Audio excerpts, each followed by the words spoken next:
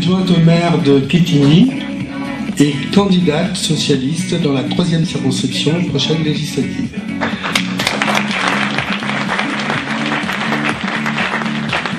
Tout le mal qu'on lui souhaite, c'est de remplacer Claude au poste de député de cette 3e circonscription.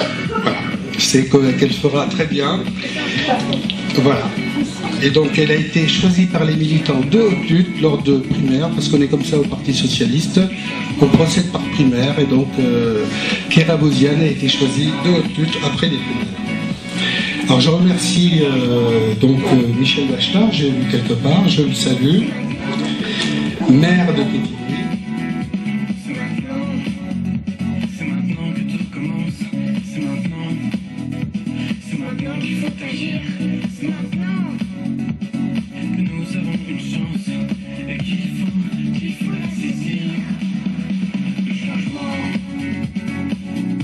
Quel est le pays qui était le moins inégalitaire à la place de la 16e, sa place était 16e, concernant la distribution des revenus?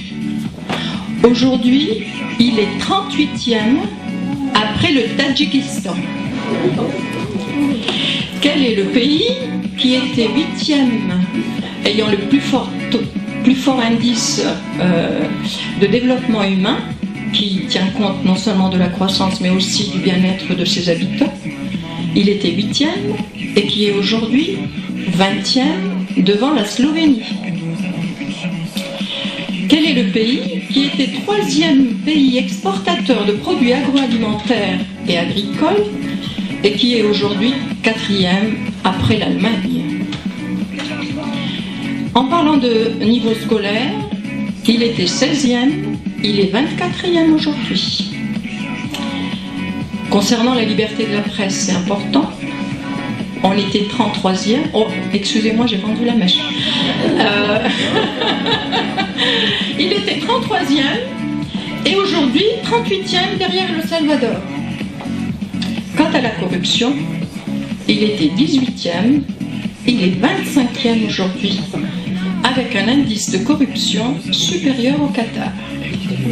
Mais je vais m'arrêter là, parce que je pourrais continuer longtemps, et je pense que vous avez deviné, mais non, ce n'est pas la France forte. La Sarkozy. Ce n'est pas la France forte, c'est la France affaiblie. Oui, c'est la France affaiblie depuis plus de 5 ans. La France affaiblie par les 1000 emplois perdus par jour et les 5 millions de chômeurs. C'est la France affaiblie avec ses 8 millions de pauvres, parmi lesquels 2 millions d'enfants.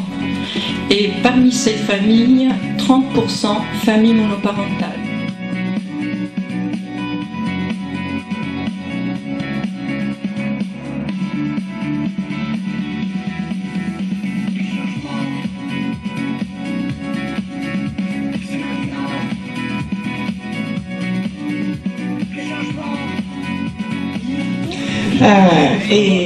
Je vais être très brève parce que je n'ai choisi qu'un thème très facile et vous vous doutez du thème que j'ai réservé ce soir, c'est le thème sur l'égalité homme-femme.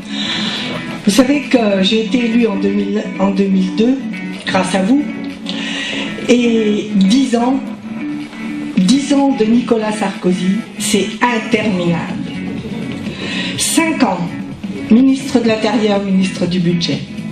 5 ans, chef de gouvernement, chef d'État, chef de parti, chef de tout, mais jamais responsable de rien. Eh bien écoutez, 10 ans, ça suffit. Et je n'ai pas envie, et je pense que vous n'avez pas envie, d'avoir une journée de plus Nicolas Sarkozy comme président de la République.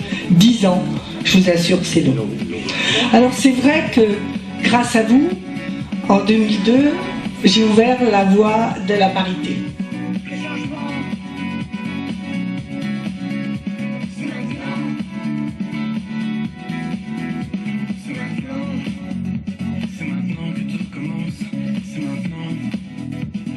Une véritable cohésion de la part des hommes et des femmes socialistes, communistes, radicaux de gauche, écologistes, puisque nous faisions un bloc pour proposer des amendements pour faire que cette réforme ne passe pas.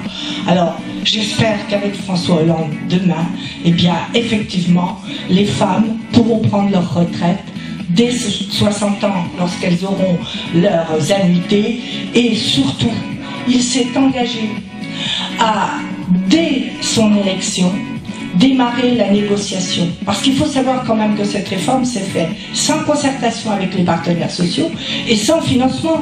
Aujourd'hui, on va être obligé de revenir sur cette réforme des retraites car elle n'est pas financée. Donc, je compte sur François Hollande et je sais qu'il le fera pour, dès son élection, engager les négociations avec les partenaires sociaux et prendre en compte, eh bien, le travail à temps partiel subi des femmes, prendre en compte les inégalités de salaire, prendre en compte la carrière plus courte des femmes pour que demain, eh bien, elles puissent prendre leur retraite dans de bonnes conditions.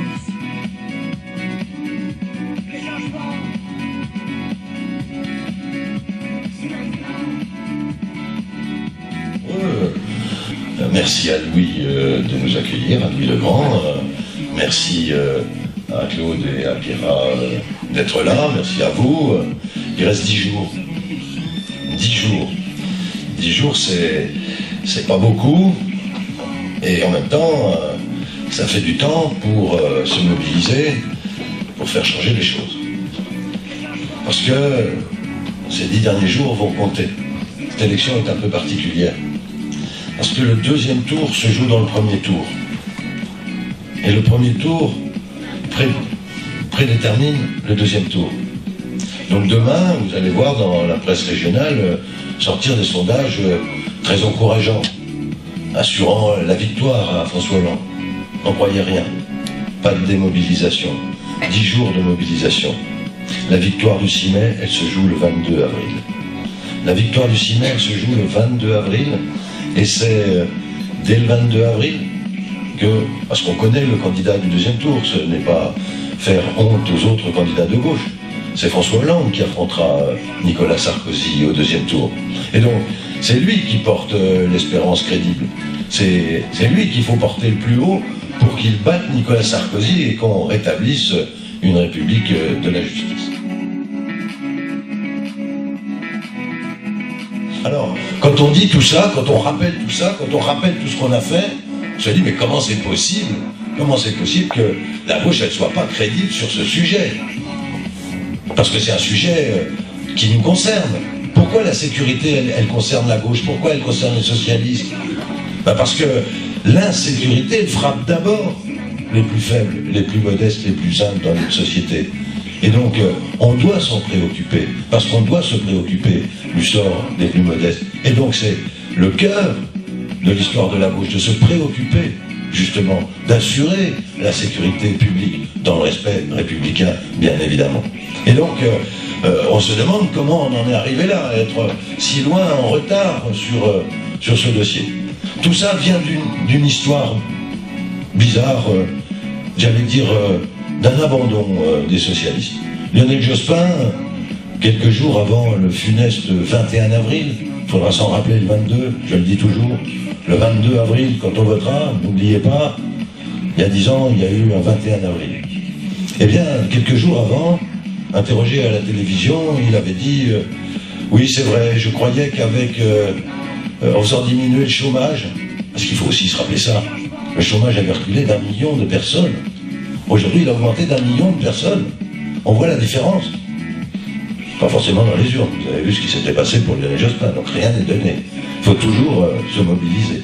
Et il a dit, je croyais qu'en diminuant le chômage d'1 million de personnes, on ferait reculer l'insécurité. Et on a péché, a-t-il dit, pas un mot que j'emploie moi, mais il l'a employé, on a péché par naïveté. Il a dit ça.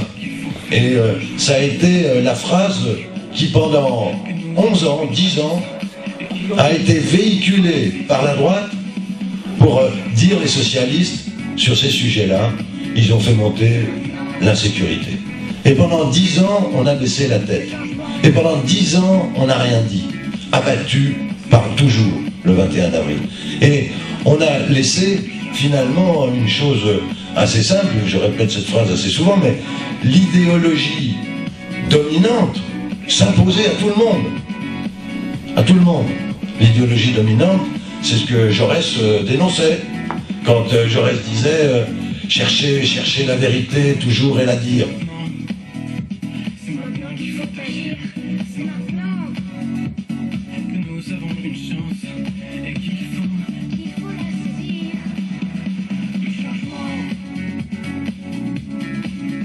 De l'Europe, ben, ça sera demain François Hollande, et il fera bouger les lignes.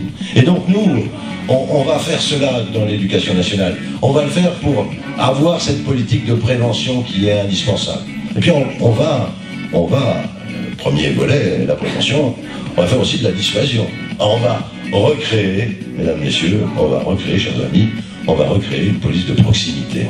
On va redonner les moyens à la police d'être présente, mais d'être une police de gardien de la paix. Ce qu'on demande, c'est la proximité. Quand on pense à la gestion inhumaine, honteuse, la manière dont Nicolas Sarkozy a humilié un grand policier qui s'appelait Jean-Pierre Avrin à Toulouse, devant tous ces hommes, directeur départemental de la sécurité publique, il lui a dit « Monsieur, vous êtes limogé à partir de ce soir, parce que vous avez mis en place la police de proximité et vous ne pensez qu'à jouer au football avec les jeunes des quartiers. » Quand on pense cela, quand on sait cela, on voit la gestion humaine, ce qu'elle a entraîné dans la police elle-même comme dégradation, puisque lui n'était pas un ami du président, bien évidemment, vous l'avez compris.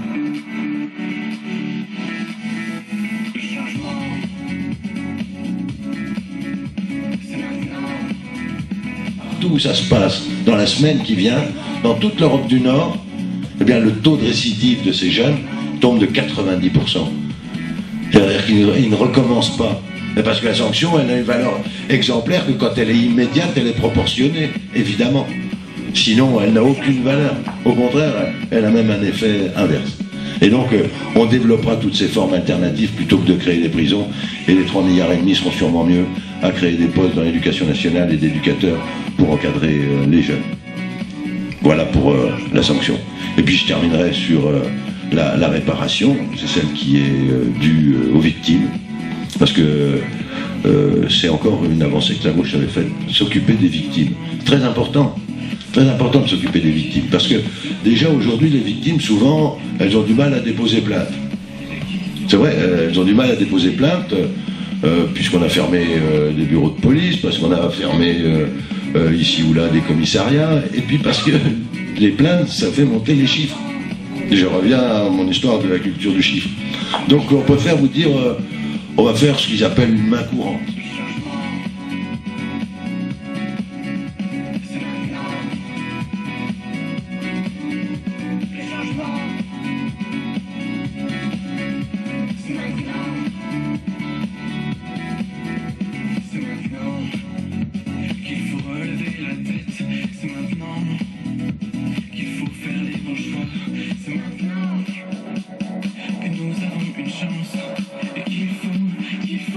Parce qu'on connaît la situation du pays, on sait qu'elle est difficile, on sait qu'il faudra effectivement augmenter les impôts.